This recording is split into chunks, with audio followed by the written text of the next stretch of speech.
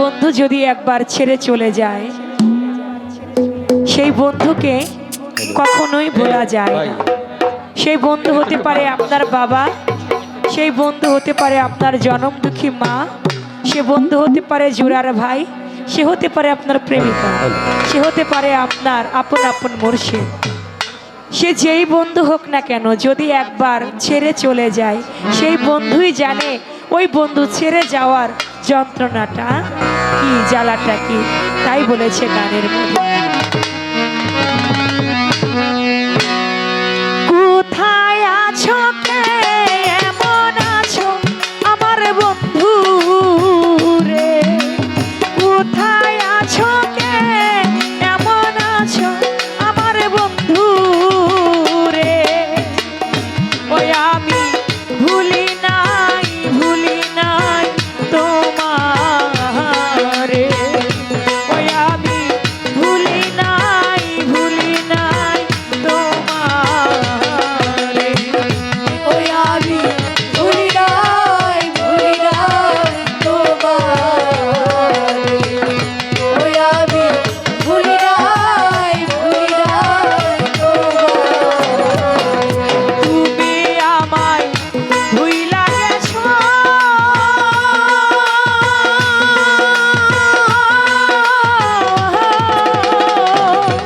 কোথায় আছো কে এমন আছো আমার বন্ধু রে, তুমি আমায় ভুলে গেছো,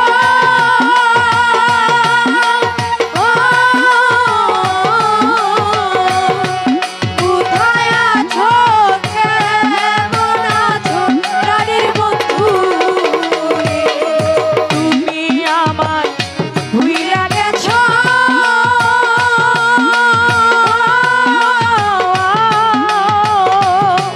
কোথায় আছো কেমন আছো আমার বন্ধু রে, ওই আমি ভুলি নাই তোমারে, ওই আমি ভুলি নাই তোমারে।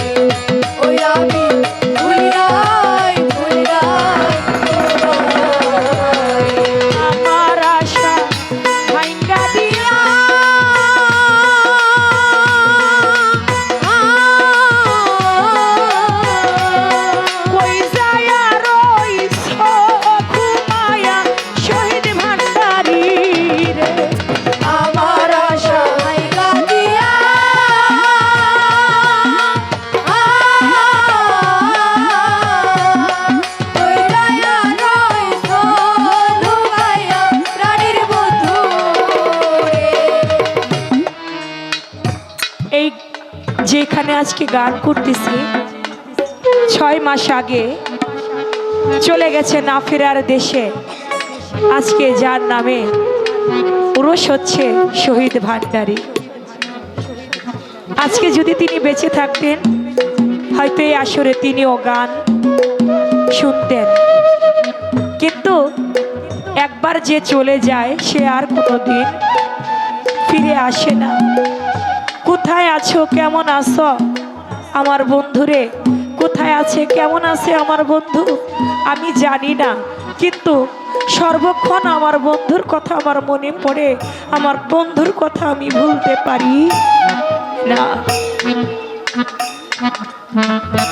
এটা গাউসুল আজম মাইজ ভান্ডারীর নামের উরুস হচ্ছে, তার নামে গান হচ্ছে।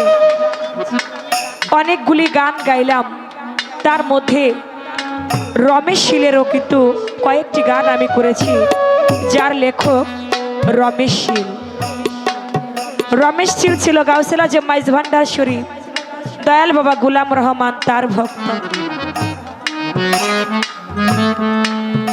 রমেশ শীল তার দোকানে বাবা গোলাম রহমান মাইজ ভান্ডারী তিনি আসতেন চুল কাটাইতে, দাড়ি মোজ কাটাইতে।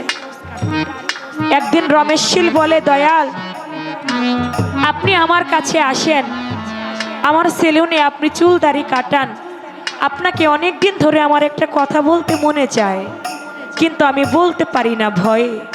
বলে কি কথা? বলে আমি তো হিন্দু মানুষ, সমাজ কি দেখবে, কি চোখে দেখবে আমি জানি না, কিন্তু আপনাকে আমার অনেক ভালো লাগে। কেউ কথা বলবেন না, আসলে আমরা তো পালাগানের শিল্পী, অনেক কথা বলি আসরে, কিন্তু আজকে কোনো কথা বলি নাই, কারণ মালজোড়া গান দিছে, বুঝতে পেরেছি কথা শুনবে না, সেজন্য কথা বলি নাই। কিন্তু এখানে অনেক তরিকাপন্থী লোক আছে, অনেক ভাবুক লোক আছে, যারা গান শুনে না, গান খাইতে জানে। 2-4টি কথা না বললে গান কখনো হৃদয়ে লাগে না। যেহেতু এটা ভান্ডারী নামের অনুষ্ঠান, কথাটা মনে পড়ে গেল গান গাইতে গাইতে।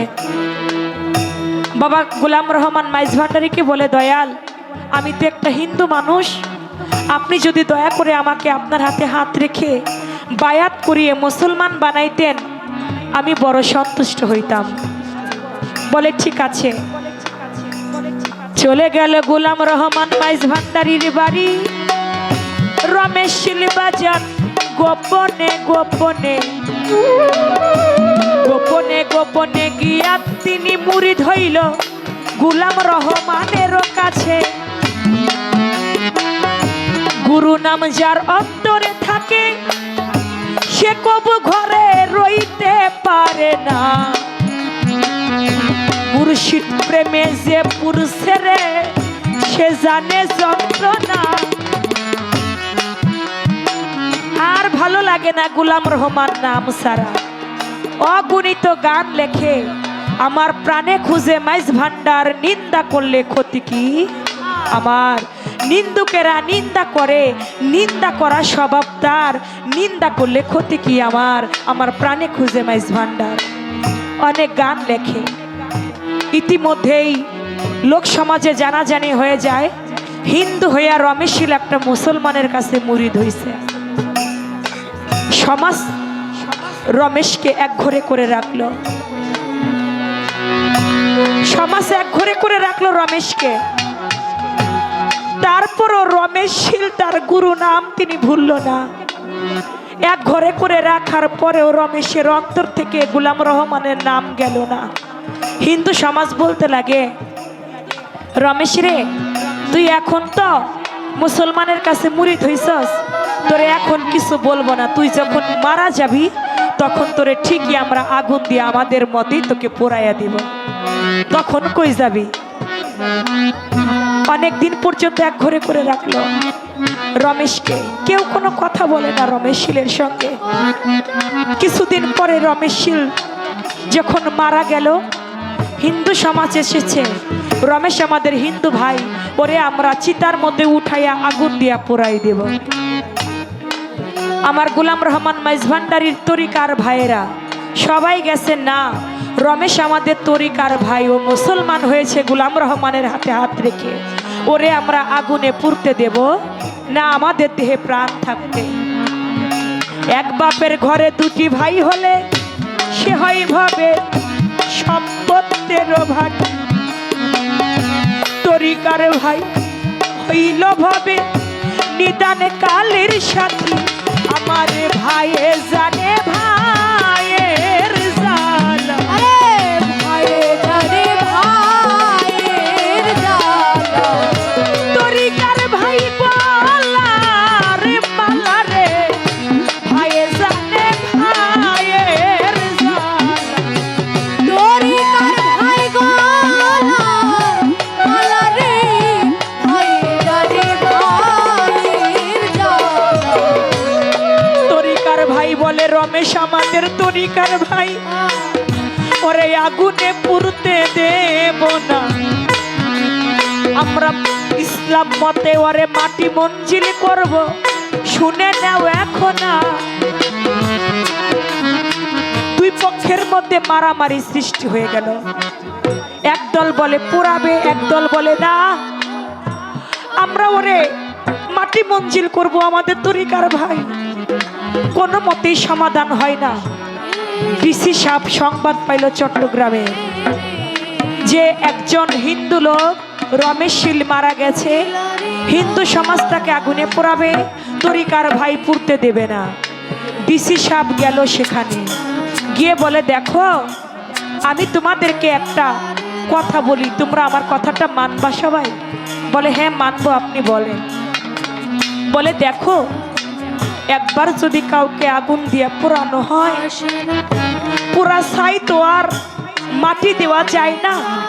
তোমরা একটা কাজ করো, হিন্দু যারা আছে, মুসলমান যারা আছে, ওরা রমেশকে আগে মাটি মঞ্জিল করে দেখ, তারপরে ওরা কবর থেকে উঠাইয়া তোমরা ওরে আগুনে পুইরা ছাই পুইরা দিও। তোমরা কি মানো আমার কথা? বলে হ্যাঁ মেনে নিলাম। তরিকার ভাইয়েরা মুসলমান মতে গোসল দিয়ে রমেশকে মাটি মঞ্জিল করেছে।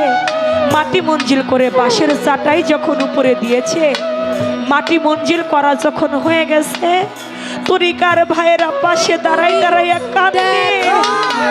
দয়াল রে, ও ভান্ডারি, রমেশ যদি তোমার হয় তুমি তারে উদ্ধার কইরো, আমাদের কোনো সাধ্য নাই।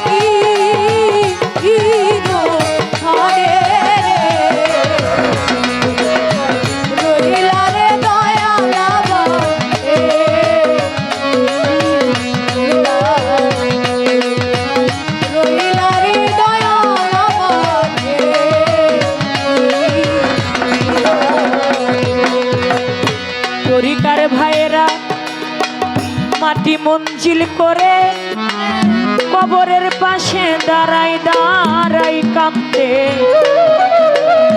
দেখা দেও না, কথা কও না, গোলাম রহমান মাইজ ভান্ডারী অভাগী নির্শনে। নিদানের কান্ডারি তুমি, ভব পারের কান্ডারি এই ভব সংসারে। তোমার ভক্ত ডুবে মরলে কে করবে উদ্ধারি, বলো নাই আমারে। দু চোখের পানি ছেড়ে দিয়ে তরিকার ভাইরা কাঁদে। এদিকে হিন্দু সমাজ এসে মাটি খুঁড়তেছে, রমেশকে উঠায় আগুন দিয়ে পোড়াই দিবে।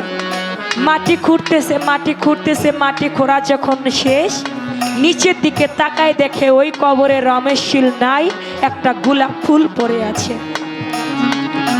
কবরের মধ্যে রমেশ নাই, একটা ফুল পড়ে আছে। যার ভক্ত সেই উদ্ধার করেছে, তাকে পুরাইবার কোনো সাধ্য নাই।